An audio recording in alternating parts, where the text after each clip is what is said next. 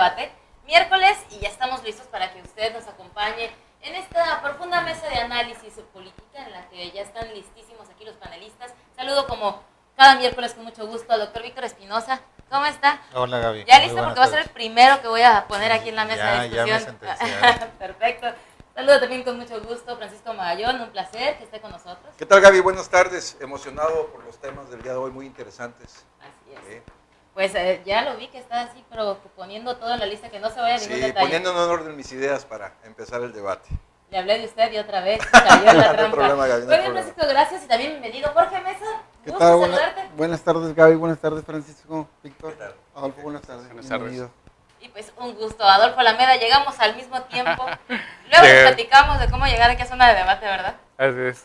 Toda una odisea, pero que disfrutamos todos los miércoles. Y pues sin mayor preámbulo, ¿qué les parece si vamos a reflexionar en relación a lo que sucedió hace 2 días? Una mesa de análisis, una conferencia de prensa en la que se reúne el presidente electo para gobernar a nuestro país, México. ¿Y qué le parece si le cedo el uso de la palabra, doctor Víctor Espinosa? Vamos. Bueno, gracias, Gaby. Sí, hay como varias lecturas, ¿no? Desde lo simbólico hasta lo que se dijo. Es inédito, incluso ellos mismos lo subrayaron, ¿no?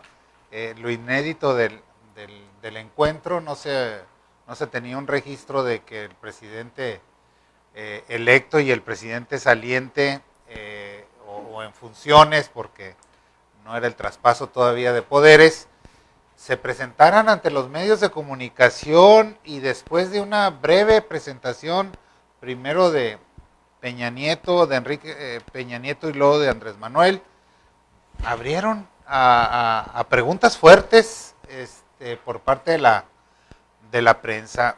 Simbólico decía porque bastaba observar los equipos, estaban los dos equipos además, el entrante y el saliente. Me llamaba mucho la atención, pues, lo adustos que estaban los salientes, ¿no? Es obvio, ¿no? No han de estar muy contentos, ¿no? Porque pues el futuro, para ellos me imagino, pudiera ser un poco incierto, pero bueno. Pero me llamaba la atención el número de mujeres y la paridad. Acá teníamos 8 y 8 con Andrés Manuel, y en el gabinete de Peña Nieto había solo 2 mujeres.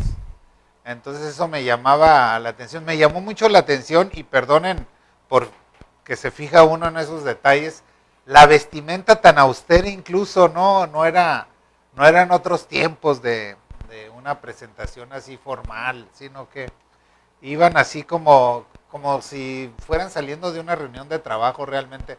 No me refiero a Peña Nieto ni a Andrés Manuel, sino a los equipos, ¿no? Entonces, era muy interesante todo lo que se condensó ahí, y bueno, insisto, se habló muy abiertamente con la prensa, los temas delicados, digamos, que sabemos que están ahí, que son las preguntas que se hacen continuamente. Entre otras cosas, Andrés Manuel reafirmó la cancelación de la reforma educativa, se habló del nuevo aeropuerto de la Ciudad de México, entre otras cosas, ¿no? Y los temas de corrupción, y el tema que acababa de suceder de la excarcelación, domiciliaria, de la maestra Elvester Gordillo, que luego abordaremos, ¿no? Por supuesto. Jorge Mesa, ¿será un aviso, una advertencia para todos los que están en sus puestos todavía cómodamente, de decirles, váyanse preparando porque ahora sí ya comienza la transición como tal?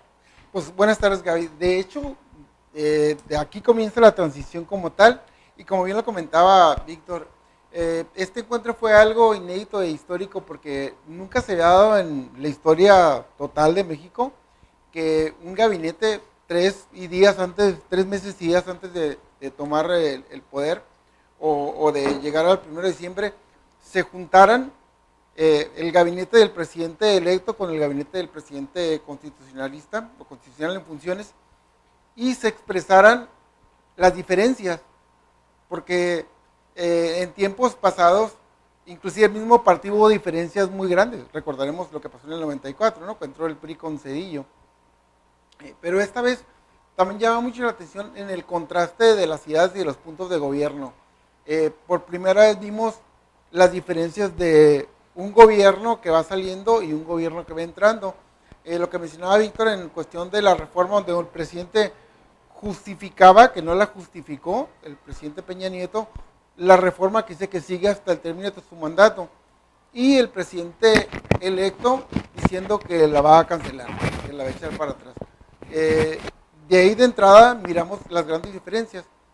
La otra era el aeropuerto, donde el nuevo aeropuerto de la Ciudad de México, donde el presidente Peña Nieto dice, las obras siguen, esto no se concluye porque ya hay contratos, mientras que el otro gobierno que está entrando está jugando con un dilema, ¿no? Hasta ahorita.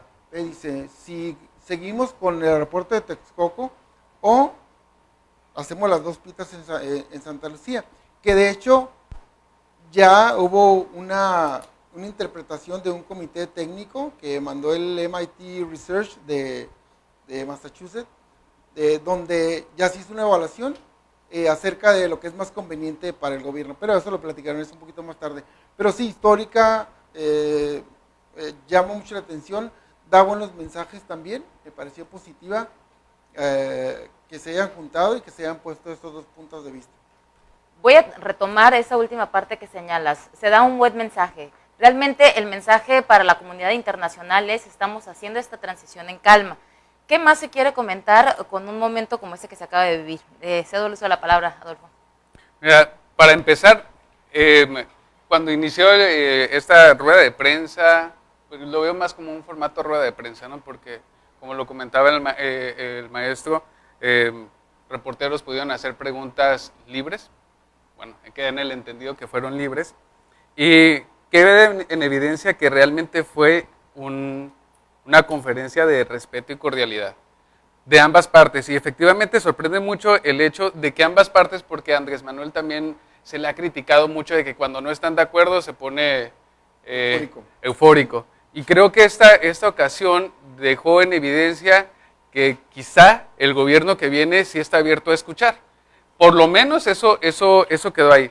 Hay dos temas específicamente que fueron sobre los que más se preguntó, se comentó, que fueron el tema el Bester Gordillo, el Bester Gordillo diagonal reforma educativa, y el otro que es el aeropuerto. Me parece interesante porque son en los que hay diferencias, ¿no? Hay diferencias entre los dos gobiernos. Sin embargo, el gobierno saliente dice, bueno, hasta donde termine mi administración, respaldaré lo que estoy haciendo, y el gobierno entrante dice, bueno, hasta que salgas, respetaré tu decisión. Cuando entre, otra historia será, ¿no? Creo que hay un discurso entre líneas muy claro, que la verdad yo creo que a los mexicanos, a quienes tuvieran oportunidad de verlo, les deja un buen sabor de boca. Perfecto. Adelante. Una anotación a esto, para seguir en lo simbólico. Estaba tan de buen humor López Obrador que cuando hacían una pregunta media incómoda, hasta se reía y le decía tú, ¿no? Ya me había asustado, Víctor, pensé que iba a decir otra cosa. No, fueron muy cordiales. Se dieron la mano en una de las intervenciones de Andrés Manuel, cuando le echa flores, ¿no? Por lo respetuoso que fue en el proceso. Peña Nieto le dice muchas gracias y le da la mano. Y es que realmente yo no percibí una tensión, ¿no? Entre ellos. Quizá con las preguntas generó tensión o expectativa de qué va a responder, pero en general, entre ellos específicamente, no sé si entre los equipos, porque parecía como que había una línea de historia muy notoria. ¿No? Había una cosa ahí como que había más tensión diferente, había exactamente. Entre ellos, ¿no? Claro. Francisco Magallón está muy serio, Francisco Magallón. Híjole, pues es que ya me están ganando los Vamos, Francisco Magallón, yo veía que estabas, escribe, ya no, claro, no le cabe ya nada de esa hojita, adelante, sí. compartirnos. No, sí, Gaby. Definitivamente estoy de acuerdo con lo que mis compañeros han comentado aquí. Víctor muy puntualmente ha hecho observaciones que también para mí no pasaron desapercibidas. Se ven dos gabinetes, al menos en apariencia, totalmente opuestos. Uno acorde al discurso que ha venido dando López Obrador, muestran en su vestimenta autoridad, pero en su cara también de alguna manera también reflejan cierto grado de ansiedad, ¿no? Se les ve ganas de empezar y también un cierto toque de alegría, ¿no? Por la responsabilidad que están por asumir. Sin embargo, también percibo totalmente lo contrario con el equipo de Peña Nieto. Pues bien decía aquí el maestro, el doctor Víctor, pues a lo mejor es porque ya se les va a acabar la fiesta, pero yo creo que también pudiera ser todo lo que se ha derivado de todo este proceso electoral y las condiciones en las que ellos pues prácticamente van a abandonar el gobierno, es decir, una mezcla de muchas cosas que están influyendo en su estado de ánimo.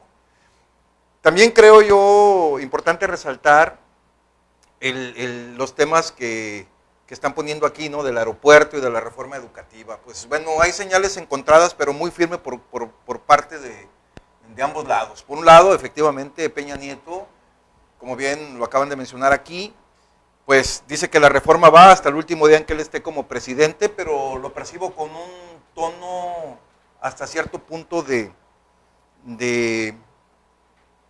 incredulidad, porque sabe de antemano pues, que es un discurso que tiene que fabricar porque tiene que tener una salida digna al respecto, pero de antemano pues, la reforma está muerta, ¿sí? Ahora, por otro lado, el aeropuerto, pues bueno, sí, López Obrador, desde que estaba en campaña y luego después de que quedó ya como presidente electo, pues ha estado mencionando que el aeropuerto va a ser un tema muy importante dentro de su agenda que va a tener que revisar, pero a título personal, desde mi punto de vista, yo ya estoy viendo ya un mensaje un poquito ambiguo, Gaby.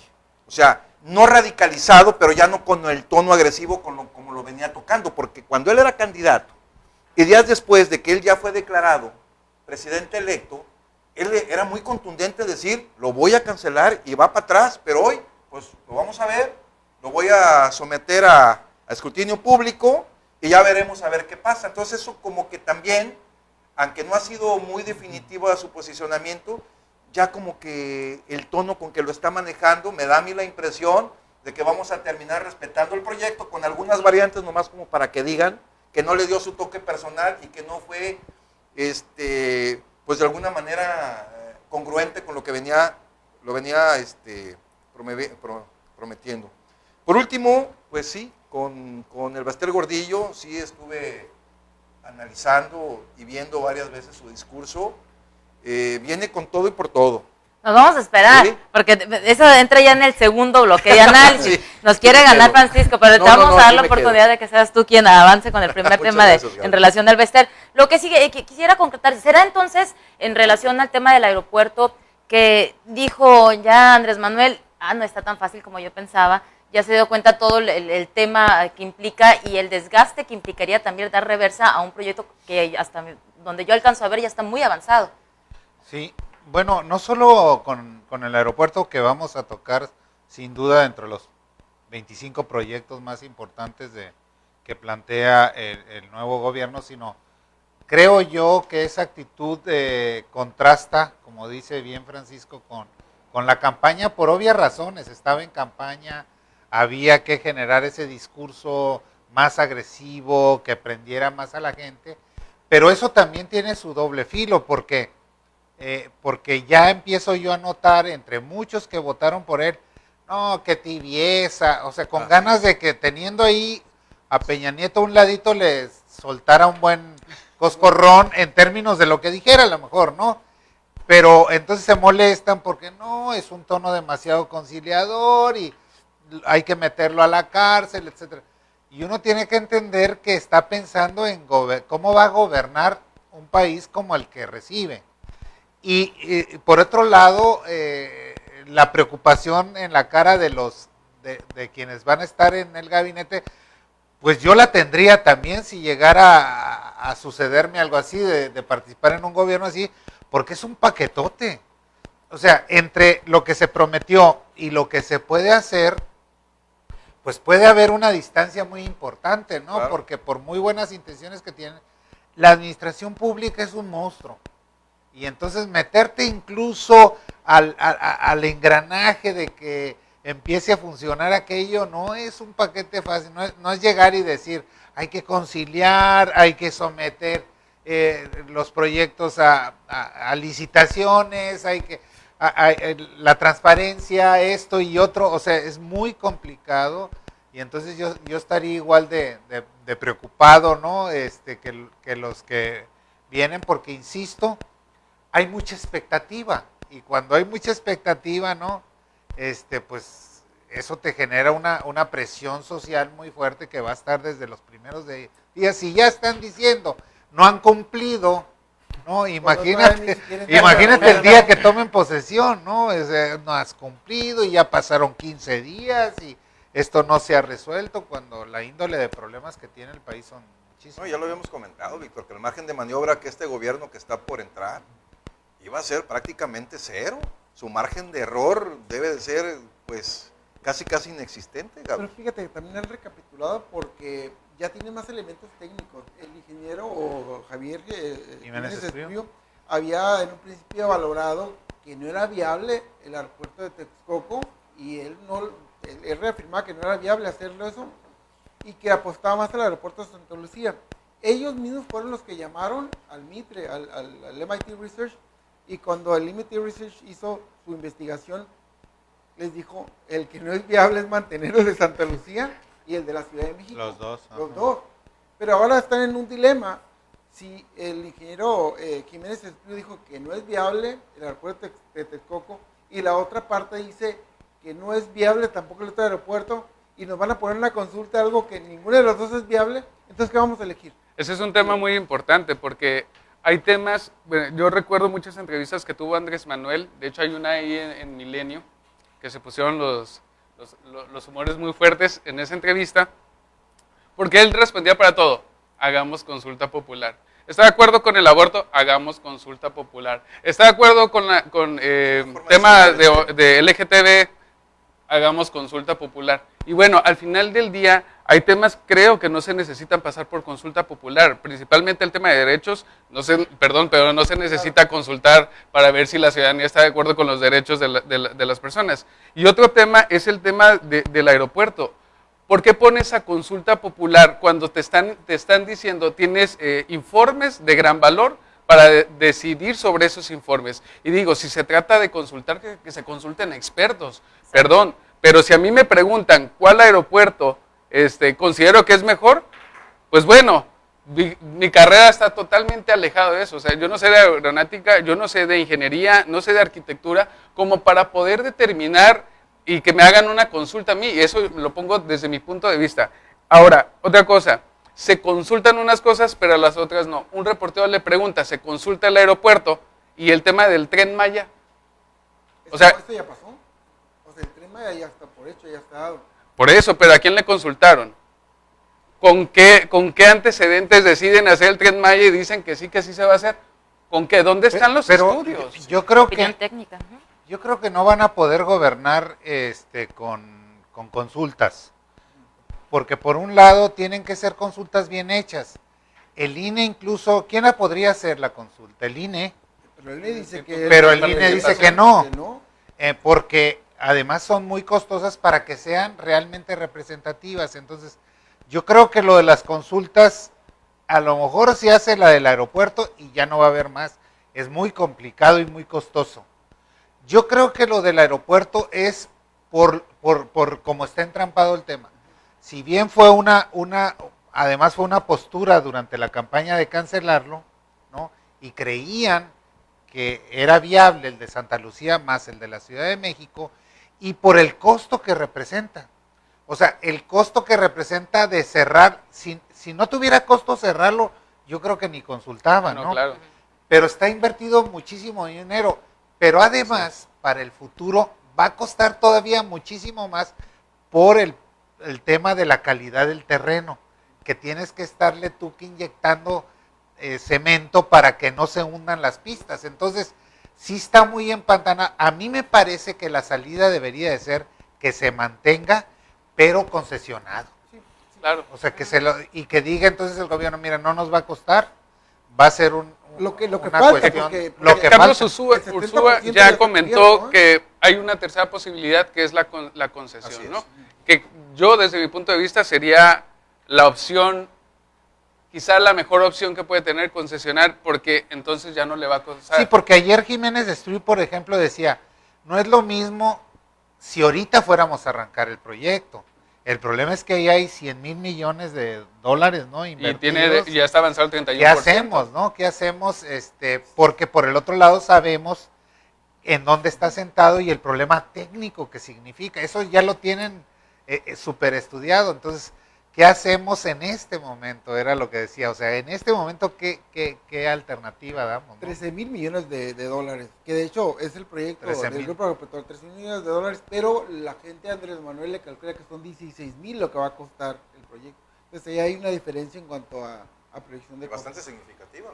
Que cualquiera que sea la decisión que se tome, no se va a librar Andrés Manuel de la crítica, estamos de acuerdo con Tiene eso. un costo Si se político. va a una concesión, de todas maneras, en el proceso de licitación, quien quede favorecido, pues porque hubo motivos de por medio, intereses, bueno, no se va a librar de la crítica, tendrá que ser un momento muy difícil el que pase después de que se decida qué es lo que va a pasar con ese aeropuerto, pero pues lo que no es momento difícil es saludar a todos los que están ahorita muy atentos. Jesús Franco, muchas gracias por estar al pendiente de Zona de Debate. Miguel Canales, también Ramón, le mandamos un saludote. Ramón trabaja todos los días, es una persona que ahí la van a encontrar ustedes en el Congreso del Estado vendiendo bastantes cositas por ahí para los que traemos hambres y bueno, ahí lo van a conocer al señor Ramón, le mando un saludote. Jorge Mesa, Víctor Alejandro Espinosa, Elisei Ray, también saludamos a Rosy Bustamante, Jorge de la Mora. Y quiero aprovechar para saludar a toda la gente de Ciudad del Carmen, los voy a visitar este próximo fin de semana, me anticipo, voy a estar por allá con los chicos en la universidad y también con los jóvenes de Cámara Junior Internacional, pues ya aprovechando que Llévanos, sé Gaby. que ya están aquí al tanto, vámonos, allá les armamos un buen debate a los muchachos. Pues lo que sí es un buen debate es lo que se generó derivado de esta semana cuando el Bester Gordillo hace su primera aparición ya pública oficial, ¿no? Una primera aparición en la que no permite que la prensa le cuestione, en la que señala que está libre, pero que en ese momento mágicamente no queda atrás la reforma educativa, y en el que se hacen otros comentarios que yo prefiero que sean ustedes quienes lo comenten. Por eso vamos a empezar. Le voy a ceder la palabra aquí a Francisco Magallón, porque él quería, ya estaba desesperado por abrir el tema. Para que no te ganen, Francisco, adelante. Bien, pues bueno, efectivamente lo que estaba por platicar hace un momento, tenemos a una maestra, yo la percibo decidida, Gaby, con un mensaje que pareciera conciliadora, pero que no me cuadra a mí con el tono que utilizó. Lo percibo un poquito dura, un poquito, digámoslo así, amenazante. Creo que podríamos aplicar también con ella lo que se mencionaba hace unos días de que perdonamos pero no olvidamos, ¿sí? Creo que tuvo destinatarios muy puntuales en parte de los comentarios que soltó. Vuelve a la política con todo y por todo. Está muy claro que quiere recuperar el sindicato. También algo que me llama mucho la atención, y no sé si está queriendo colgarse una medallita, pero está asociando su salida con la cancelación o la reversa a la reforma educativa, como que lo quiere relacionar muy, muy fuerte con eso, donde a lo mejor y el mensaje también que quiere enviar es que algo de ella tuvo que ver en que así sucedieran las cosas. Y pues bueno, vamos a ver qué pasa más adelante. Creo que este es el inicio de una participación muy activa que va a tener ya la maestra en el ámbito político. Aunque López Obrador también mencionó cuando se le preguntó si iba a tener una participación directa en el gabinete, y él muy tajantemente dijo que no, pero no se requiere tener mucho conocimiento en el medio para saber que sí lo va a tener, pero no de manera formal, pero sí muy activa, muy participativa en la operación política, ¿no? Y por último, con respecto a este tema, bueno, pues tenemos una maestra que a mí me parece que en lo físico, parece ser que no le pegó mucho todo el tiempo que estuvo encarcelada. Yo la vi hasta un poquito mejor, no sé si fue parte del maquillaje, pero contrastaba muchísimo con la foto que puso de fondo, donde ella de alguna manera también quiso hacer ese comparativo, ¿no?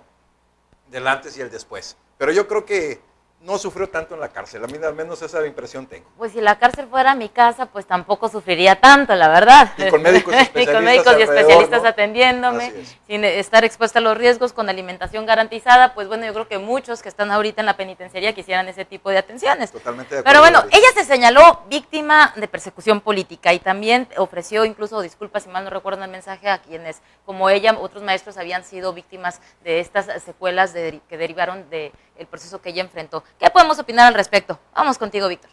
Bueno, el Bester Gordillo dirigió al sindicato más grande de América Latina, más de 1,5 millones de profesores.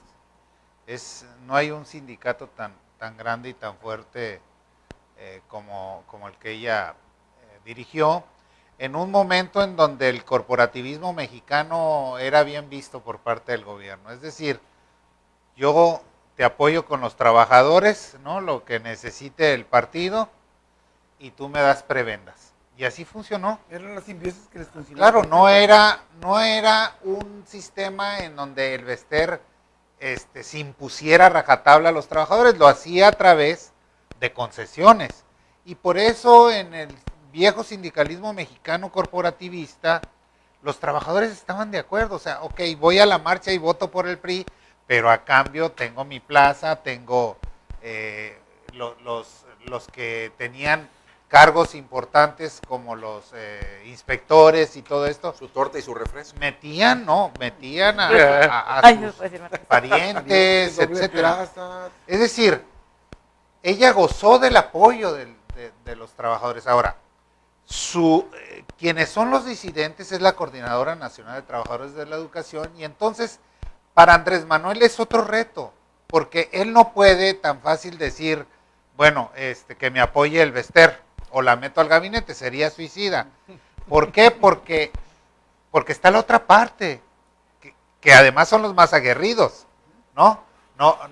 Los que están controlados por el CENTE, pues están controlados, pero la coordinadora es la que toma las instalaciones, la que sale a las calles, La entonces que golpea. no puede tampoco él echárselos en contra, Claro. ¿no? Entonces, no va a ser tan fácil para una señora renovada, ciertamente yo también noté esto, se veía mucho mejor, es una persona ya grande, 75 años, por ahí, ¿no? Claro, muy bien conservada, Hicieron buen trabajo. No, qué bárbara. etcétera, ¿no? Pero aún así es muy difícil que recobre todo el poder en el sindicato. No le conviene al gobierno de Andrés Manuel López Obrador un sindicato a la vieja usanza, corporativo, etcétera. Además, los grupos de Morena no lo verían muy bien tampoco. Entonces, yo creo que ella más bien está diciendo, pues al final, aquí estoy, les gané. Ha de ser duro también. Yo me imagino una persona que gozaba de todo el poder, que durante 5 años además sea la persona que encarna todo el mal, ¿no? O sea, por eso va a demandar a Carlos Loret de Mola, ¿no? ¿Por qué? Por daño moral. Por daño moral, esto va a ser muy interesante porque yo escuchaba el abogado de Napoleón Gómez Urrutia es su abogado, que es uno de los mejores abogados, ¿no? Y entonces estaba diciendo hace rato que sí van a demandar por daño moral porque Loret de Mola estuvo filtrando mucha información que era exclusiva del proceso y no se podía, por ejemplo, las fotos de su detención, él las filtró cuando eran fotos, dicen, reservadas al proceso legal, o sea, elementos legales habría. Es decir, la historia del Bester va a ser muy interesante porque no puede recobrar todo el poder, yo no veo por dónde, pero también es cierto, no se va a quedar con esas ganas al menos de sacar el coraje que me imagino que tiene, porque si durante 5 años te están diciendo tú eres la más mala del mundo, y yo me imagino que el ego también va a estar medio golpeado, ¿no? Claro, no, digo, el que desgasten de esa manera la imagen, pues obviamente duele, pero también es importante saber el hecho de que ella haya estado presa, el hecho de que ella haya enfrentado todo esto, también nos deja a nosotros pensando que a pesar del poder y la capacidad que ella tenía para mover ciertos hilos, aún así también cayó tras las rejas. ¿Qué mensaje se le da a toda la comunidad después de algo como esto? Porque estamos hablando de un procedimiento penal al que cualquier persona en México puede ser sometido. Entonces, quiero escucharte, Adolfo. Es un muy buen mensaje el hecho de que hayan detenido a la maestra del Bester. Es un muy buen mensaje porque pareciera en aquel momento cuando fue detenida que cualquiera podía ser detenido, que cualquiera podía enfrentar un proceso, pero desgraciadamente terminó mal. Y luego terminó mal porque el hecho de que haya salido libre, cuando la realidad es que, ¿cómo puedes demostrar? Pero, perdón, cualquiera puede ser detenido, pero no cualquiera puede salir. Ah, no, bueno. Sí. Ahí nada más les corresponde la mitad, ¿no? ¿Cómo una persona, como una líder sindical, puede tener riquezas tan grandes? ¿Cómo puede vestirse con más de 50,000 pesos en su outfit? ¿Cómo? Pues ya lo La herencia de la mamá. De la Y herencia. hablaban de una herencia De de 378 373,000 millones 378 millones. de pesos. O sea, es poco creíble y hay muchas evidencias de cómo manejó el sindicato a su favor. Y por ahí decían, bueno, es que donde le erró la PGR fue que ella tenía el derecho, por ser la líder sindical, a utilizar el recurso. Es que los como- sindicatos, yo por eso mencionaba, los sindicatos no eran auditados. Y vete al petrolero, Ajá. Y no, ella, por ejemplo, vete a no cualquier cometió- no sindicato, cometió un están delito los líderes haciendo eso, ¿eh? enriquecidos. No, es que esa es la parte, No pero es la excepción. es que esa es la parte que estoy hablando. O sea, es muy afortunado el hecho de que la hayan detenido. Es una desgracia que no hayan encontrado los elementos suficientes Mal armado. cuando es evidente que la verdad no hay manera de enriquecerse que no fuera otra que a través de la corrupción. Perdón, es que no hay manera. No hay manera. Sí, pero ella usaba el dinero del sindicato con el aval del sindicato. Claro, pero Por eso no es quiero que por quitar eso, es que esa es el la que sea parte. ilícito, mira, pues, Pero esa es la parte que estamos comentando. O sea, ¿cómo es posible? Porque el aval del sindicato, sí, pero quien se avala es ella misma. Sí. Pero era ilegal, no era ilegal. No era ilegal, ilegítimo. exactamente. Pero de cualquier manera, falta el- queda en evidencia que hubo corrupción ahí y es una desgracia Sí, que haya salido porque no pudieron armar un expediente. Ahora, Andrés Manuel López Obrador dice que no va a trabajar con él, pero habla sobre una autonomía de los sindicatos, que van a dejar que hagan lo que quieran los sindicatos, que van a respetar las decisiones de los sindicatos. Entonces no se va a avanzar en el tema sindical, perdón, porque No, porque el ahí sindicato puso el es una sindicato mafia del sindical. poder, como él hablaba. Mira, yo creo que no estaríamos en contra de que efectivamente se respete la autonomía del sindicato. Pero donde sí probablemente no esté de acuerdo en la ciudadanía es de que en hechos ya aprobados no actúe en consecuencia. ¿Sí? Víctor bien lo decía, hay un sindicato tan poderoso y tan lleno de corrupción como el petrolero, que por cierto ahorita se están manejando de muy bajo perfil, ni ruido hacen. Bueno, No, después porque- de la detención del señor de oceanografía, yo recuerdo que como que se puso un silencio, una Sí, Gaby, pausa pero de ese grande. tiempo para acá, ¿cuántas corruptelas no se le ha sabido a miembros de la familia de líder? Pero no se opuso a la reforma energética, al contrario de la maestra Bester, desde el principio del gobierno de Peña Nieto se opuso, pues palo, le dieron y la atoraron. Pues sí, Romero digo, de Champ no se opuso, ahí está. pero o sea, mira, Jorge, yo no estoy en contra de eso, ni pondría ese tema en la mesa. Aquí lo que sí vale la pena rescatar es que toda esta gente que sabemos de antemano que son corruptos y que fue parte del punto que durante todo el tiempo del proceso electoral López Obrador lo agarró de bandera, pues la gente lo menos que está esperando es que vaya sobre ellos. ¿Sí? Ahora, yo creo que también valdría la pena con esta reingeniería estructural y organizacional, como quieran llamarle, que están intentando hacer dentro del gobierno, pues caray, que vayan buscando perfiles más profesionales porque diera la impresión que la misma gente del gobierno pues está de acuerdo en construir mal el proceso, pues. Y Exacto. que ya nos tienen como un equipo de primera división muy famoso, ¿no? Que se quedaba en el último partido con el ya merito. Digo, no es tema del día de hoy, pero seguramente Pero lleva en pronto, primer lugar. pero pronto yo creo que lo vamos a tener aquí con la productora, Pues mira, el sí, tema de Duarte, Ah, que ya no, están otro- empezando a hacer ruidos de que se nos pela, Jorge. ¿Cómo es Sí. posible eso?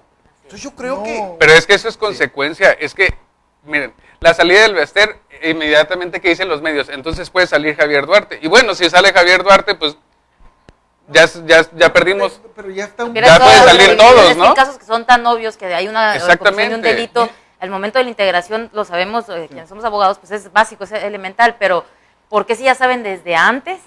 Pues ¿por qué no te aseguras y así te dan todos los elementos para que no haya una reversa en el proceso? O sea, a mí sí me parece, Sí, la verdad, Gaby, absurdo. Pareciera que lo Exactamente. hacen hasta a propósito, ¿no? Para beneficiar. Parece que dejan la laguna ahí para ver si Porque en para otro nadie es momento un lo secreto utilizamos.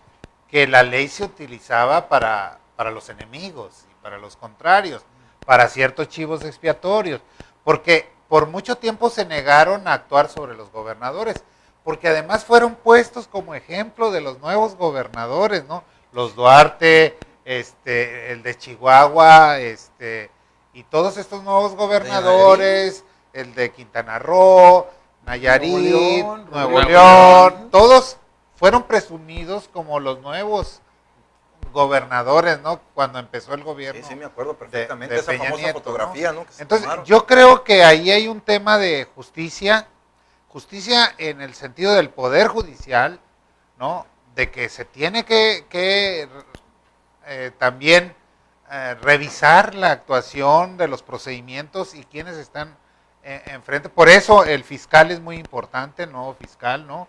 Claro. Porque pues nadie en este país se chupa el dedo, todo el mundo sabía cómo actúa la ley.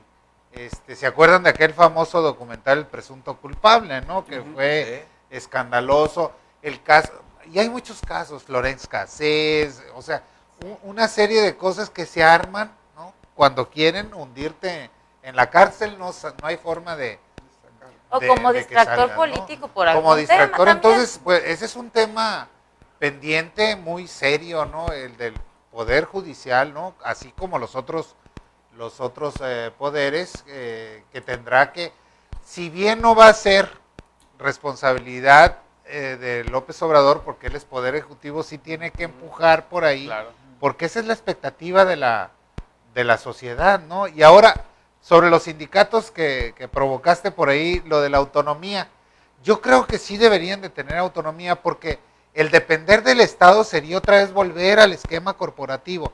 Lo que debes de hacer es auditarlos. Exacto. Yo creo que Es la decir, autonomía no se discute, Víctor. Y si hay líderes Exactamente, no se discute. corruptos, Eso no está en la mesa. tienen que irse Para afuera. a la cárcel, pero insisto, bajo las leyes anteriores, el líder sindical podía hacer y Y deshacer. deshacer, y no había forma de Las probar anteriores nada. Vamos a y las regresar al actuales, tema, creo, ¿no? porque estamos analizando el Bester Gordillo con su mensaje, y hay algo que yo sí creo que vale la pena rescatar. En una parte del mensaje ella le señala que no es justo el que se pretendiera evaluar a los maestros con las mismas condiciones de revisión que un maestro, y esto se los puedo compartir porque lo he visto, no lo he vivido. Un maestro puede dar clases en un colegio y un maestro en una escuela pública que no tienen ni mesabancos en ocasiones en buenas condiciones. No era justo que los estuvieran evaluando bajo un mismo esquema. Yo creo que esa es una parte que sí le aplaudo a la señora que lo haya mencionado, porque eso sí, creo que ahí se fue esa parte dentro del proceso de la reforma. Digo, había el interés, ¿no?, de darles a todas las escuelas las mejores herramientas para que fueran todas evaluadas de la misma manera, pero en tanto no se daba el esquema, pues no era justo que los estuvieran revisando. Y quiero, tal cual, darle lectura aquí a ese pedacito de su discurso. Dice: a las maestras y a los maestros de México les pido que en este inicio de clases pongan lo mejor de sí mismos, como siempre lo han hecho. Entre a los niños y las niñas con la tranquilidad que sus preocupaciones hoy deberán ser fielmente detenidas, que sus derechos los defenderemos con puntualidad, que la dignidad del magisterio se volverá a valorar.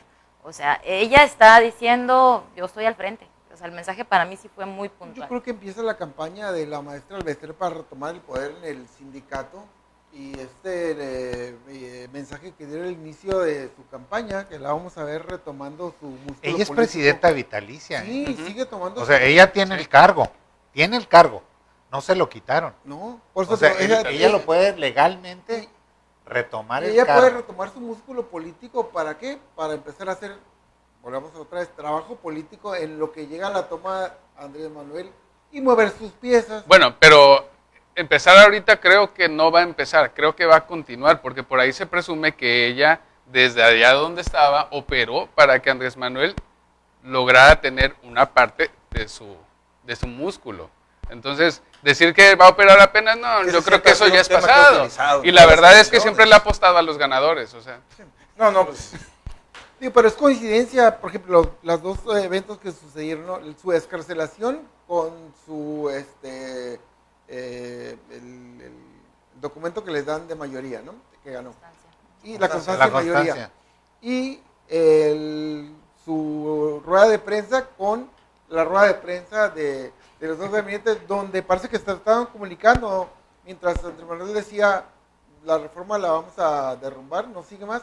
Lo mismo decía la maestra en su rueda de prensa. Entonces, como que ahí también hay algo medio raro, ¿no? Pero Fíjate, fíjate, pero siempre ha sido muy acomodaticio. no, pues claro, pues por eso. Es lo Mira, que digo. O sea, el origen del Bester es muy interesante. Ella llega por decisión de Carlos Salinas de Gortari para quitar a Carlos Jongitud, que ya no le servía. Y entonces designa a el Bester, se encumbra durante todo el proceso, y ella se sube a la ola del Acuerdo Nacional para la Modernización de la Educación Básica, que fue el proyecto de reforma de Carlos Salinas de Gortari. Entonces, y luego, ella se sube, está con Ernesto Zedillo, y en el 2000 juega un papel muy importante a favor de Fox. Vicente Fox, lo apoya, Y hay una parte del 2006, cuando la elección está muy cerrada, en donde no sé si recuerdan que Andrés Manuel públicamente dijo que él no negociaba con corruptos, cuando le preguntaron del apoyo. Hay una especie de memoria en el libro de José Antonio Crespo, que cuando hace el análisis de los votos, que dice que hacia las 12 del día del día de la elección, se comunica con Andrés Manuel y le dice, nuestros números indican que está cerradísima la elección, te podemos hacer ganar. Y entonces Andrés Manuel le dice, no, yo no pacto con corruptos, y le ofrece el mismo apoyo a Felipe Calderón y se los da. Y son 200,000 pesos, o sea, 200,000 votos, perdón, que acepta Felipe Calderón, dice, órale, vamos negociando, pero no me tocas durante el sexenio y yo voy a tener un papel preponderante, órale. Y son los 200,000 votos con los que gana Felipe Calderón. Que para una elección nacional no son nada, pero no es cosa nada, más cara que la que no hay. Pero definía la elección. ¿Sí? Entonces, sí. ella, así, de que ha sido hábil, Por supuesto, Luego se Víctor. opone a todo el proyecto de reforma, como bien dice Gaby, y es cuando se echa de enemigo a Peña Nieto, ¿no? Aurelio Nuño la acusan directamente de frenar la reforma y se va a la cárcel y entra el proyecto de reforma. Y con esto termino. En términos de lo que está en el tablero de la discusión, cuando dice Andrés Manuel, se deroga la reforma educativa, no es toda la reforma, es la Ley General del Servicio Profesional Docente, que es toda la parte de la evaluación y de la meritocracia para la conservación de las plazas. Que hay algo de Esa es, suma, ¿no? esa es la parte que realmente, además, si se analiza, es lo que está terrible, porque lo que hizo fue precarizar el empleo docente. Los maestros ya no tienen plazas definitivas, son temporales, y cada cierto tiempo tienen que estar compitiendo para tener, o sea, no hay seguridad en el empleo. Y dos, destruyeron a las normales y abrieron que cualquier profesionista puede ser docente, y se perdió toda la parte de la didáctica, es decir, de la enseñanza y de la vocación para la docencia. Entonces, esas son cuestiones bien interesantes que están atrás, creo yo, de la discusión que está por venir. Los foros se acaban de anunciar, no sé si vieron, antier mismo Esteban Moctezuma anunció que empiezan los foros de aquí a octubre para la discusión de esto, de la reforma, de la nueva reforma educativa, ¿no? Sí, que también mencionó que no todo lo que se ha hecho durante este sexenio habría que descartar. El nuevo Hay modelo cosas educativo positivas. es muy bueno, ¿eh? Sí. Yo lo acabo de revisar, es muy bueno el proyecto en varias áreas. O sea, donde está la parte complicada es esta de la Ley General del Servicio Profesional. Muy bien, sí, de Bueno, acuerdo. pues vamos cerrando entonces ya el tema del Bester. En cada rincón de México, en cada escuela pública se percibe la crisis sindical, se exige un sindicato fuerte y unido. Con esto cerró. Vamos a cerrar ahora con lo que tú nos aportes al respecto. Bueno, no hay manera de detenerla realmente a El Bester, como se dice, es vitalicia, ya puede regresar. Se trata de que el sindicato quiera que regrese, ¿no? Pero como sus modos no han sido los más democráticos, pues seguramente veremos a El Bester de regreso en el sindicato. Ahí hay dos cosas muy interesantes. La primera es que efectivamente los sindicalizados se veían protegidos por El Bester, por sus negociaciones, por su corruptela, y permitieron que se convirtiera en ese ente con tanto poder.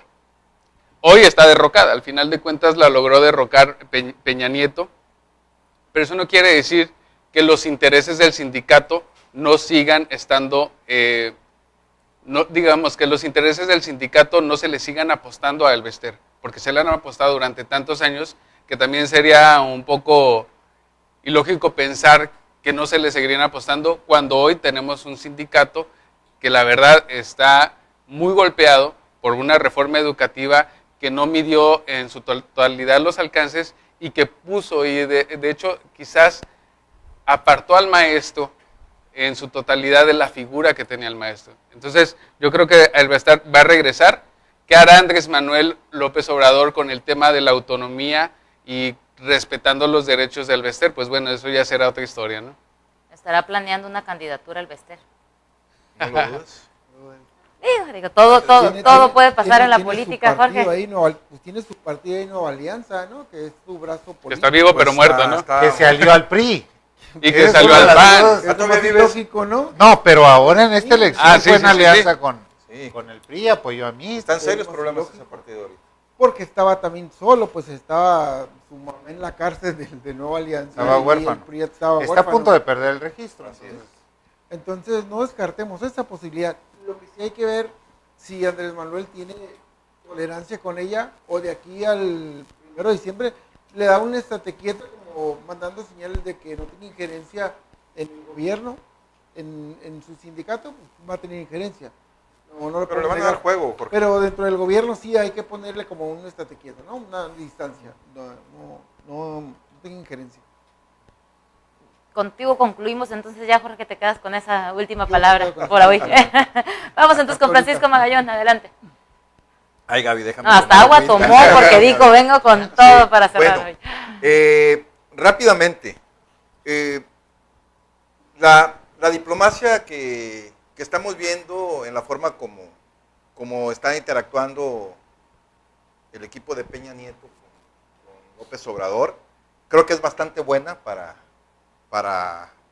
el país y también un mensaje excelente para la comunidad internacional, ¿no? Que está viendo que hay un aterrizaje suave y consensado. Sin embargo, Gaby, independientemente de la posición de mis compañeros aquí sobre los procesos amañados, qué sé yo creo que por mucha diplomacia que pudiera estar de alguna manera López Obrador tratando de llevar a cabo con Peña Nieto, no debe de permitir que Peña Nieto a toda esta bola de corruptos, antes de que se vaya, le ponga fecha de caducidad, porque pareciera que al menos con el caso Duarte, me puedo equivocar, porque apenas están deslizando por dónde va aclarándose el caso, pues vaya a permitir que esto quede impune.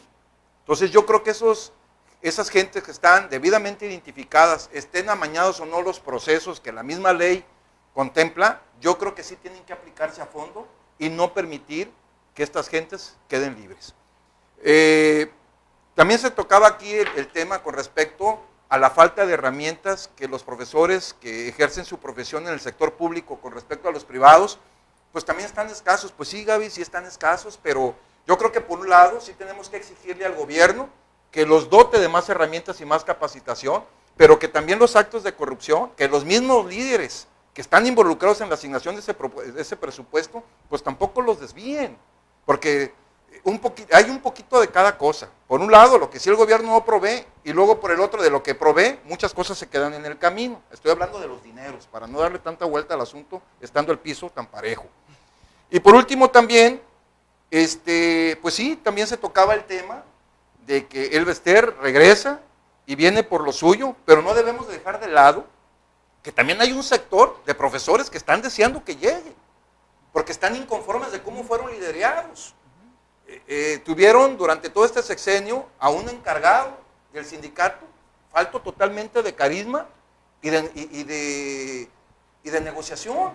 Entonces eso hizo que los sectores más recalcitrantes del sindicato, pues también estuvieran en contra de su liderazgo y que ahora, con la liberación de la maestra, pues estén viendo la posibilidad de regresar por sus fueros. Entonces eso no lo debemos de perder. Yo creo que el gobierno actual ya no va a hacer nada, ¿eh? Los miro bien cansados y desgastados. Peña Nieto los miras con más ganas de decir, ¿sabes qué? No pueden levantar la toma al 1 de septiembre. O sea, porque Irse de shopping Es con- el desgaste con Angélica. normal. Hay Y compromisos. el otro, A y el otro- Miami, ¿no? compromisos. el otro ya gastado, cansado por dejar la banda y el otro con el ímpetu de que hace la den. Ay, Jorge. Bueno, recordemos que el tema no nada más es el presidente, hay que ver que el partido que lo puso en el poder, con qué quiere cerrar también y qué le va a exigir antes de que Peña deje Así la es. presidencia. Bueno, eso Totalmente es de muy interesante, ¿no, Gaby? Porque hoy mismo tomó posesión Claudia Ruiz Massieu de la presidencia del Comité Ejecutivo Nacional del PRI. Y dices tú, bueno, esta es la renovación. ¿Qué no era ya? ¿Qué no estaba en el Distinguido comité? doctor en política, no hay coincidencia. Entonces- ¿Quién más se postuló? Única. No hay casualidades. ¿Cómo van No hay a casualidades. ¿Cómo van No a es renovar casualidad el que haya salido del partido? Bester, no es casualidad que haya llegado a AMLO, por favor. Pero fíjate que es mi turno. Adelante. Ahora Es tu estamos turno. Eh, Cronómetro. yo creo que el tema de la educación da para mucho, es muy interesante porque es una parte medular, digamos, de la vida pública y social mexicana, ¿no? La parte de la educación básica que ahora comprende hasta la educación media superior, ¿no? Estamos hablando del grueso de la educación pública de este país. En otros países es lo más importante que hay, ¿no? Por ejemplo, en España, el 80%, el 90% de la gente se forma, incluso en universidades públicas, ¿no? Lo privado apenas despunta, ¿no? Y ahí se forma la clase política y los técnicos, etc. Bueno, pues yo creo que efectivamente, como dice Francisco, tuvo el CENTE, el Sindicato Nacional, un liderazgo opaco, ¿no? Gris, para llamarlo de alguna manera, en donde contrastó mucho con la enjundia y el protagonismo del Bester Gordillo, ¿no? Mucho contrastó. Y entonces no negoció nada con el gobierno, o sea, aceptó todo, ¿no? Y a tal grado de darse un absurdo que el 3/4 partes, no sé si 3/4 partes, parte fundamental del presupuesto educativo de este país en ese sexenio fue de propaganda para el secretario de Educación. O sea, con tantas carencias, se gastaba el dinero en comunicación, en la imagen que se pretendía formar ahí un candidato presidencial. El tema que tocó el Bester, ¿no? Era lo que quería Aurelio Nuño, ser candidato a la presidencia de la República, y no escatimaron recursos ahí. Yo creo que en la educación hay una triada, digamos, que debe de tocarse siempre, que es capacitación sobre la evaluación e infraestructura, ¿no? Cuando hablamos de modernización y esto, con la calidad de la infraestructura que tienen nuestras escuelas, realmente es una esquizofrenia, ¿no? O sea, les dicen inclusión, y todos los niños de educación especial tienen que estar dentro del aula, y llegas a aulas saturadas, sin ventilación, el profesor sin asistente que le ayude con toda esta parte de niños autistas, niños con parálisis cerebral, sordos, débiles visuales, etcétera. Los mismos, pero van a ser más y sin ningún tipo de apoyo. O sea, ¿cuál modernización? Eso no se sostiene más que en un discurso, o en Mexicali ahorita teniendo clases sin aire acondicionado, ¿no? Con un abanico. Y lo que hicieron con la evaluación fue una evaluación punitiva, ese es el problema. Y lo paradójico es que lo que se les evaluaba no tenía nada que ver con lo que hacían. Entonces, esas son cosas que debemos ir, apenas estoy entrando como en calor, pero ya, Víctor, por favor, Víctor. Yo sé que ya hay que prometo traerme la campana para el siguiente programa, ahora sí. Y seguimos con estos temas muy interesantes. Pues definitivamente muy interesantes, necesarios de que se analicen no nada más en esta mesa, sino también, obviamente, la intención es que esta información permee hasta los que se encargan de generar las políticas públicas, porque pues son temas en donde vemos, como bien lo señalas, maestros que no tienen totalmente la capacitación para atender a un niño sordo, a un niño débil visual, a un niño con un problema de discapacidad, que tiene que salir el maestro a llevarlo al baño porque no hay quien más, y que luego ya se logra una generación con personas en estas condiciones, con personas sordas, llegan a necesitar ya la etapa universitaria, y ¿qué pasa? Necesitan un intérprete de señas, ¿y quién va a proveer ese intérprete? O sea, se hacen las reformas, pero a veces no se piensa en lo que va a pasar 5 años después. Sí. Pero bueno, pues muchas gracias por habernos acompañado. Quiero agradecer al Laboratorio Acura por el apoyo para la realización de Zona de Debate, también a Perímetro, y a quienes están aquí muy atentos en la producción: Karen Vallarta, Janet Rodríguez, Alondra Aranda, a Isaac González, a Jesús Franco y a nuestra queridísima productora María Elena Ramírez. Soy Gabriela Gagiola, agradezco mucho que nos hayan sintonizado, que hayan estado atentos en este programa. Quiero agradecer a nuestros panelistas: Víctor Espinosa, Francisco Magallón, Jorge Mesa y Adolfo Alameda. Y algo muy importante, regresamos a clases esta semana, sean pacientes con el tráfico, por favor, sonrientes, no pasa nada si sonreímos, ganamos más si saludamos al que va manejando a un lado que si hacemos un escándalo y aparte generamos ruido ahí con el claxon del vehículo. Hay que levantarse más temprano. Más temprano, así es, no hay que llegar tarde tampoco a Zona de Debate, por favor. Nos esperamos el próximo miércoles en punto de las 6 de la tarde. Que tengan una excelente tarde. Gracias.